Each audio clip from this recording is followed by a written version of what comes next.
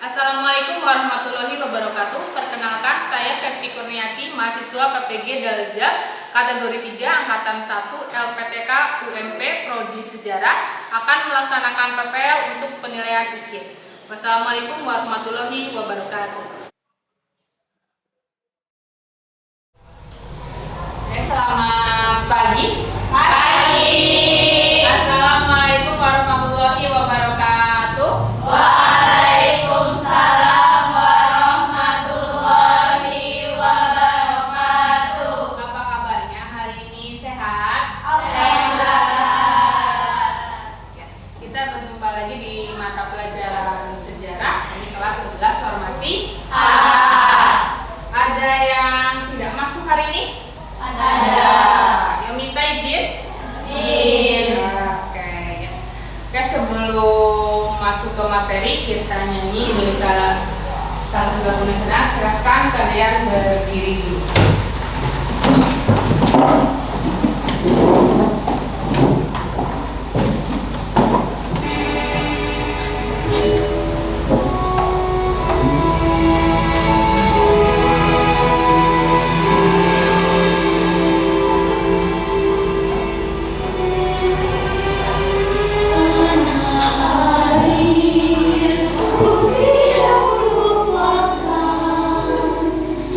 Kan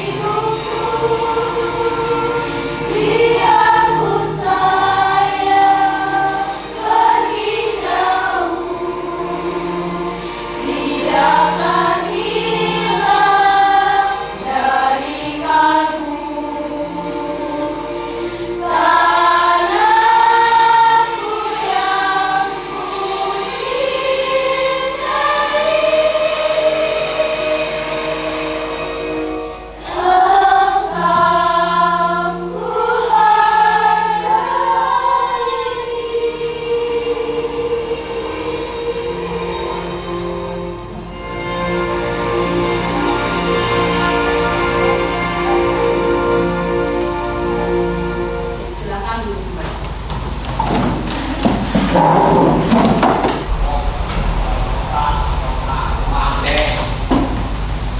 saya sampaikan manfaat mempelajari nasional dan pengaruh kolonisme terhadap bangsa Indonesia. Yang pertama, mempelajari bagaimana bangsa Indonesia terbentuk dan bagaimana perjuangan para pahlawan dalam meraih kemerdekaan. Yang kedua, peserta didik dapat belajar tentang pengorbanan para pahlawan dan bagaimana mereka telah berjuang untuk meraih kemerdekaan bangsa Indonesia. Kemudian, menganalisis berbagai sumber informasi dan menarik kesimpulan sendiri tentang sejarah bangsa Indonesia. Ya, jadi ini manfaat nanti terkait mempelajari materi yang akan kita pelajari hari ini.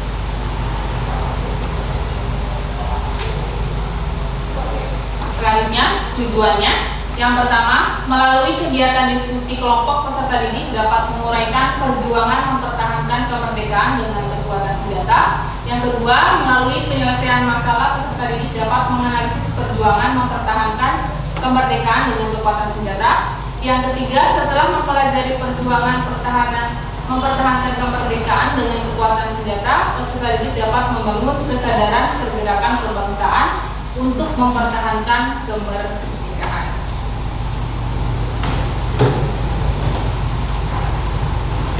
Ini materi kita terkait pergerakan nasional dan pengaruh kolonisme terhadap bangsa Indonesia.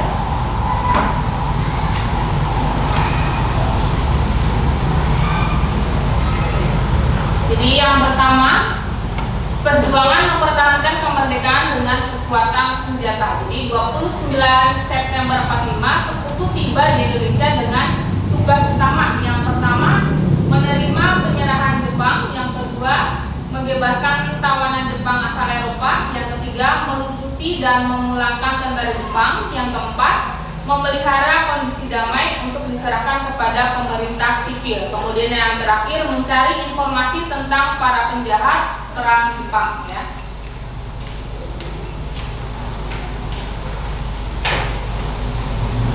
Nah, ini adalah contoh perlawanan dengan senjata.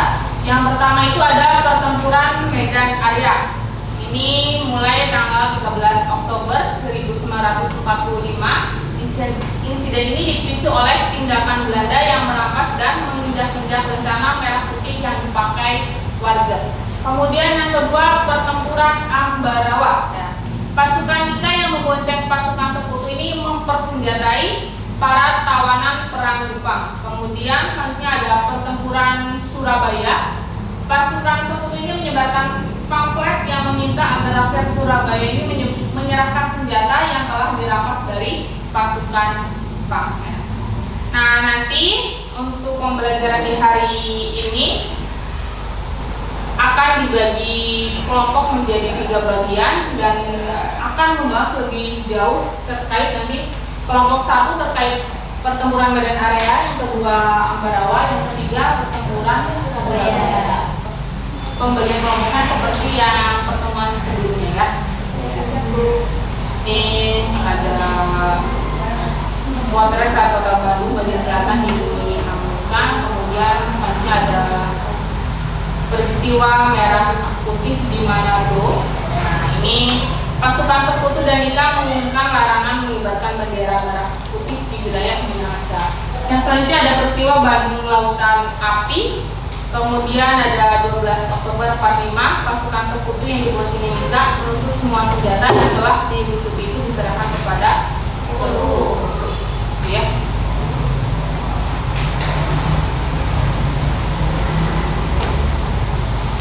Dan selanjutnya kalian bisa membentuk kelompok, akan saya bagikan LKPD.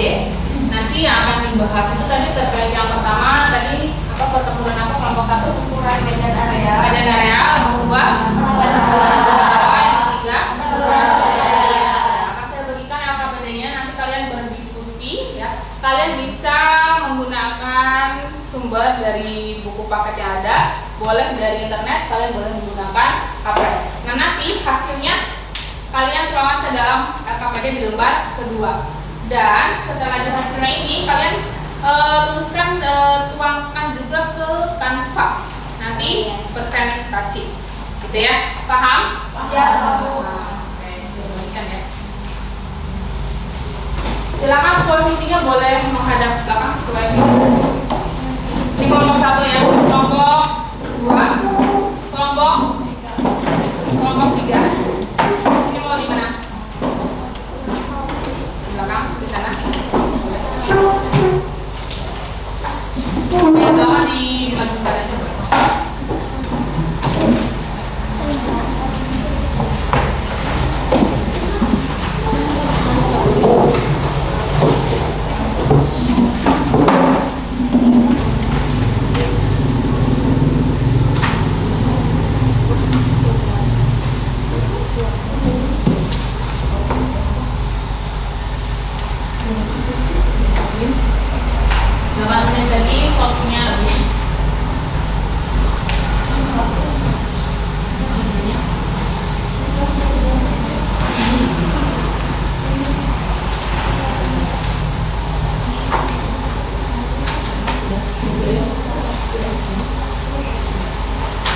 Oke, kalau sudah silakan dilanjutkan diskusi. Jadi nanti ada yang mencari, ada yang menuangkan hasilnya ke dalam Canva. Poin-poinnya saja ya.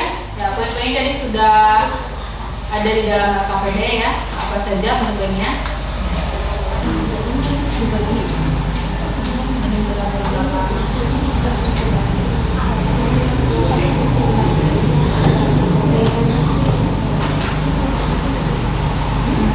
Yang buat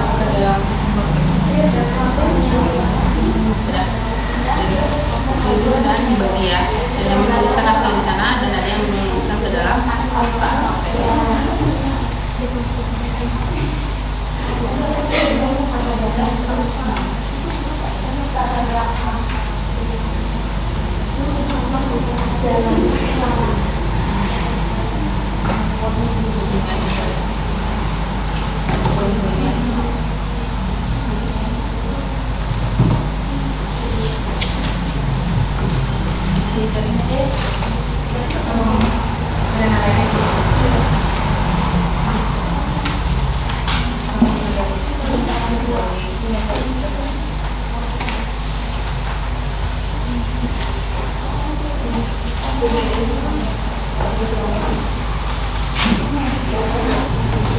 sudah selesai.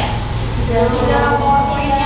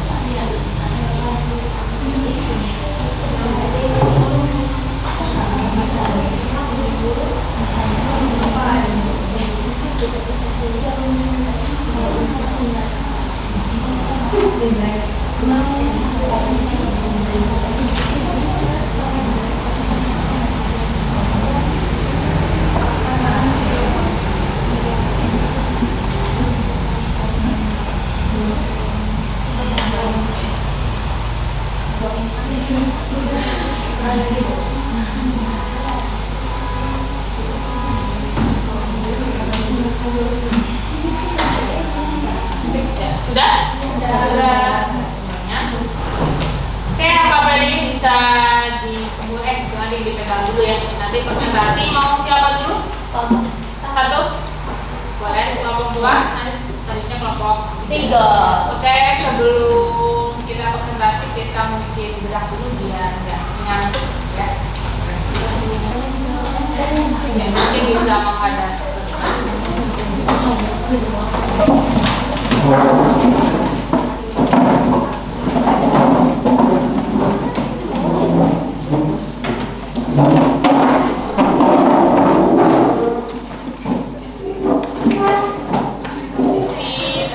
Siap ya.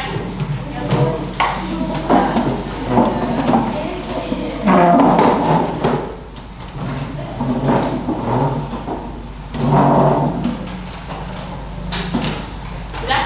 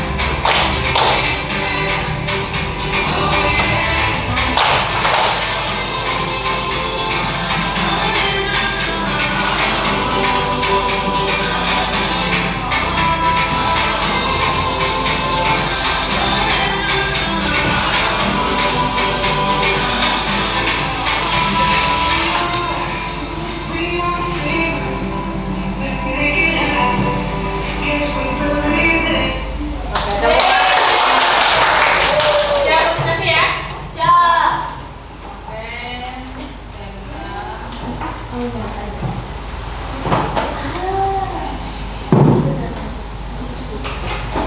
Perwakilan ya, mungkin nanti kelompok lain boleh mengamati, bertanya atau menanggapi ya. Program berdua boleh.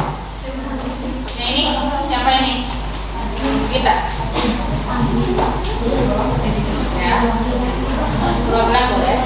Berdua. Berdua.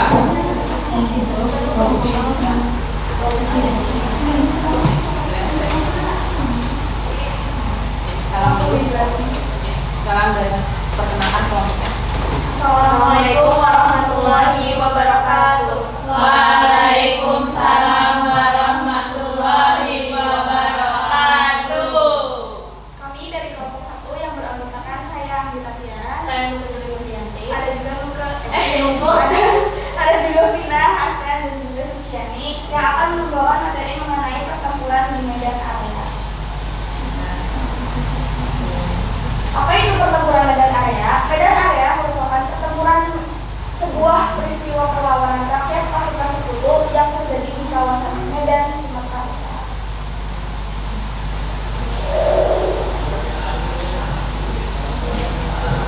Latar belakang. Adapun latar belakang yang menjadi faktor pertempuran medan area. Pertempuran yang disebabkan oleh ultimatum yang dikeluarkan oleh AFNEI, kemudian disusul oleh pemasangan papan yang bertulisan Exit Borders Medan Area.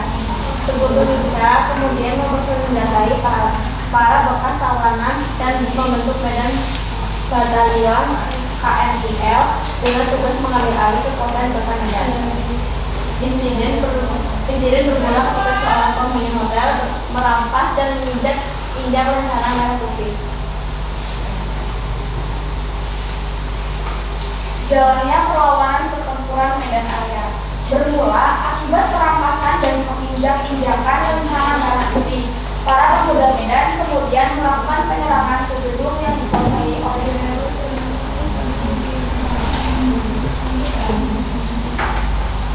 Akhir dari perlawanan pertempuran Medan Area, perjuangan Medan Area kemudian bergabung dalam Komando Resimen Laskar Rakyat dan melakukan pertempuran melawan sekutu dari Inca.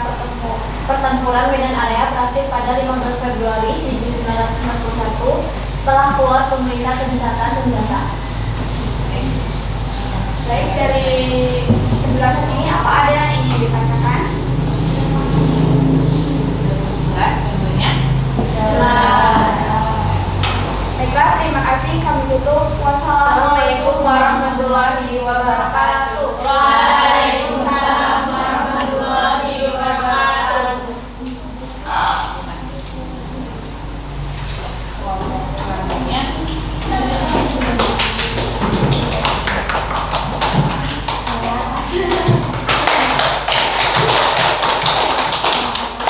Ini ya kalinya.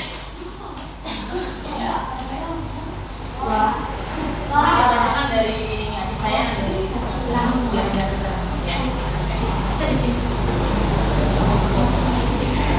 Makan ngomongnya. Assalamualaikum warahmatullahi wabarakatuh. Waalaikumsalam warahmatullahi wabarakatuh. Perkenalkan, kami dari kelompok 2 yang beranggotakan saya dan kita Lestari, Saya Mutiara Ramadhani. dan ada Kabista dan juga Kanisa. Kami di sini akan menjelaskan Mengenai pertempuran Ambarawa. latar belakang pertempuran Ambarawa. Peristiwa ini bermula ketika pasukan sekutu yang diboncengi Netherlands East Civil Administration berusaha membebaskan orang-orang Belanda yang ditahan Jepang. Jalannya pertempuran Ambarawa. Proses perlawanan pertempuran Ambarawa terjadi karena sekutu ingkar janji pada kesepakatan. Akhirnya terjadi pertempuran Ambarawa pasukan PKM melawan sekutu. Mayor Sumarto, pemimpin pasukan PKM, melakukan penyerangan pada 20 November ketika sekutu ingkar janji. Berakhirnya pertempuran Ambarawa pada tanggal 15 Desember 1945, musuh meninggalkan Ambarawa dan mundur ke Semarang. Bendera merah putih berkibar di benteng-benteng sekutu dan rumah-rumah yang menandai berakhirnya pertempuran Ambarawa dengan keberhasilan pasukan PKM. Apakah ada yang ditanyakan? Sudah jelas. Terima kasih. Sekian dari kelompok kami. Wassalamualaikum warahmatullahi wabarakatuh. Waalaikumsalam warahmatullahi wabarakatuh.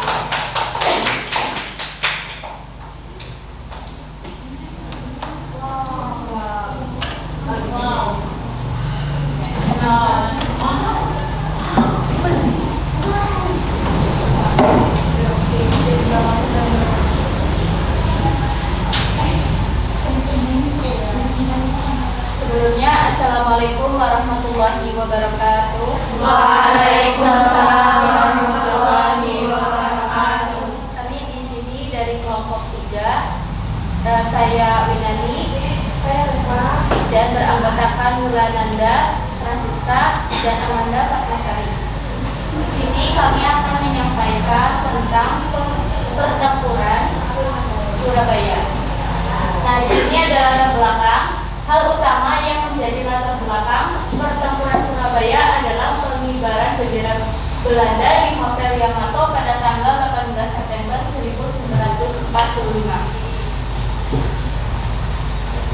Pertempuran Surabaya berawal ketika pasukan sekutu mendatangi Surabaya pada tanggal 25 Oktober 1945. Pasukan ini tergabung di dalam Allied Forces Netherlands East Indies atau NICA. Mulanya kedatangan pasukan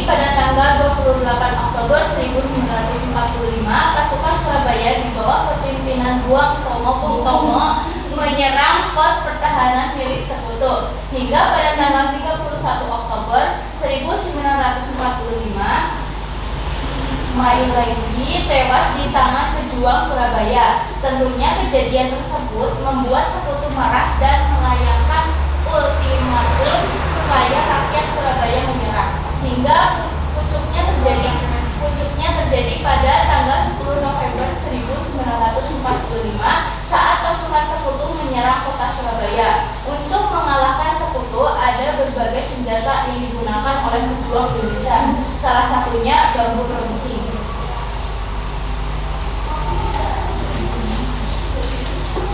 Akhir pertempuran. Setelah pertempuran berlangsung selama 3 pekan, kondisi mulai mereda pada tanggal 28 November 1945. Dari pihak Indonesia mungkin sebanyak 20.000 dan pihak Sekutu sebanyak 1.500 orang. Selain itu, penduduk yang mengungsi dari Surabaya mengalami kehancuran parah karena besarnya semangat juang dan usaha yang dilakukan para pejuang. Presiden Soekarno menetapkan tanggal 10 November sebagai Hari Pahlawan.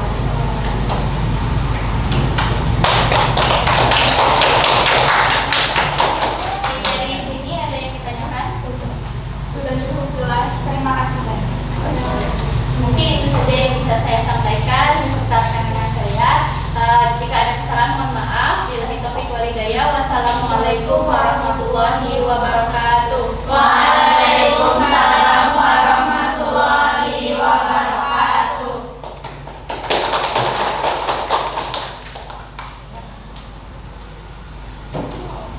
Oke, terima kasih. Saya apresiasi untuk ketiga kelompok ini ya sudah berjalan dengan baik. Poin-poinnya sudah ada semua. Kelompok 1 tadi ini terkait apa?